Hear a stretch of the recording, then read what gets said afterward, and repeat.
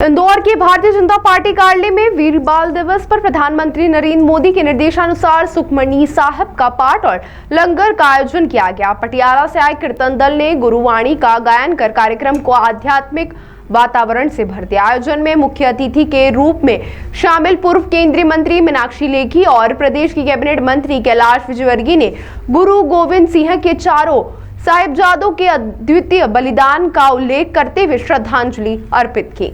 कीर्तन और पाठ साहिब के बाद मीडिया से चर्चा करते हुए पूर्व केंद्रीय मंत्री मीनाक्षी लेखी ने कहा कि भारत आज जिस रूप में खड़ा है वह अनेक बलिदानों की नींव पर आधारित है। गुरु गोविंद सिंह के परिवार के अद्वितीय त्याग से लेकर अहिल्याबाई होलकर और नांदेड़ की ऐतिहासिक विरासत तक देश का इतिहास प्रेरणा देता है। राजनीतिक हालात पर बोलते हुए लेखी ने कहा कि भारत 2047 के सपने को तभी पूरा कर पाएगा जब अपनी विरासत को सुरक्षित रखेगा। अंत में उन्होंने कहा कि वीर बाल दिवस मनाने का उद्देश्य देश में वीरता और विरासत के प्रति भाव बढ़ाना है ताकि साहिबजादों का साहस नई पीढ़ी को प्रेरित करता रहे। सिख तो जब ही बनेगा जब तम्बाकू नहीं खाएगा, गुटखा नहीं खाएगा, तभी सिख कहलाएगा। यदि सिख कहलाना है, सिख बनना है तो तम्बाकू गुटखा तो छोड़ना ही पड़ेगा। तो गुटखा, तम्बाकू, पाउच ये सब बंद आज से। वाहेगुरु जी का खालसा, जो बोले सो निहाल।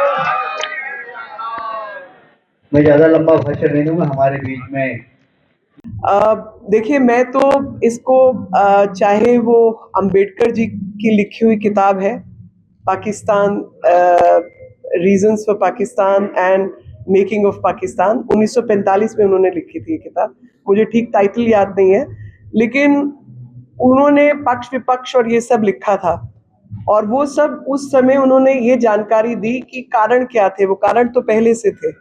आप सोचिए कि बाबर जैसी सोच रखने वाले लोग इस समाज में थे और बाबर जैसी सोच रखने वाले लोग शायद कुछ हद तक, सब नहीं है लेकिन कुछ हद तक पाकिस्तान बांग्लादेश में मौजूद हैं और इसीलिए वो हत्याएं कर रहे हैं और उकसाने का प्रयास कर रहे हैं भारत को, ताकि किसी ना किसी तरीके से समाज के अंदर असहजता बढ़े।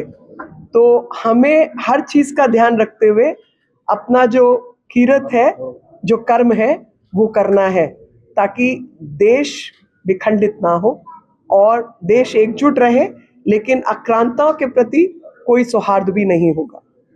मीनाक्षी जी, इसमें ये लोगों की तरफ से भी और एक आम जन भावना है, उसमें मांग उठ रही है कि केंद्र सरकार को हस्तक्षेप करना चाहिए ताकि बांग्लादेश के जो हालात है वहाँ की। नहीं, देखिए, हस्तक्षेप करना चाहिए, नहीं करना चाहिए, कब करना चाहिए, कौन करेगा, वहाँ सरकार किसकी बनेगी, कौन बनाएगा, उस देश में क्या होगा। जैसा मैंने कहा कि सब बाबर की सोच वाले लोग नहीं हैं और इसलिए असहिष्णुता के लिए हमारे समाज में, हमारे देश में कोई जगह नहीं है। लेकिन बांग्लादेश हमारा देश नहीं है, ये भी हमें समझना है।